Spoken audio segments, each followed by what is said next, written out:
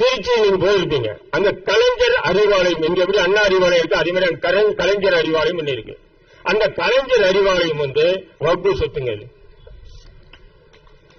கலைஞர் அறிவாலயம் ஒரு வக்ஃபு சொத்து. யாரும் நம்புவாங்களா? இப்பதான், அதாவது ஒரு 100-200 ஆண்டுகளுக்கு முன்னாடி எல்லாம் இல்ல.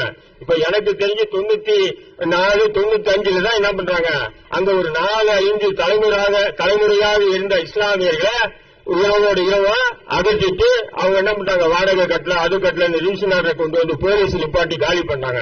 வேக்கன்ட் இடம் யாருடைய கட்டுப்பாடுல, அது பக்கத்தில் இருக்காங்க அந்த வக்ஃபு தலைமையுடைய கட்டுப்பாடுல இடம் வந்துச்சு. அப்போ அங்க இருக்கக்கூடிய சேர்மன் யாரு, அந்த இடத்த திமுக ஆட்சியில் இருந்த திமுகவுடைய ஆளுதான் சேர்மன். திமுகவுடைய வாட்ச்மேன் இங்க சேர்மனா இருப்பான். அவரு உடனே உத்தரவு போடுறாங்க, அந்த இடம் எப்படி 11,000 ரூபாய்க்கு வாடகை, 11,000 ரூபாய்க்கு வாடகைக்கு அந்த இடம் குத்தகை விடப்படுது. அந்த இடத்துல இன்னைக்கு ஒரு நாள் வாடகை திருமண மண்டபத்துக்கு சுமார் 5 லட்சம் ரூபாய், ஒரு நாள் வாடகை 5 லட்சம் ரூபாய் கலெக்ஷன் பண்ற திமுக காரன். இன்னொன்னு என்னன்னா, முஸ்லீம்களுக்கு இல்ல, முஸ்லீம்களுக்கு இல்லன்னு போர்டு இல்ல, அசைவ உணவாளர்களுக்கு அனுமதி இல்ல.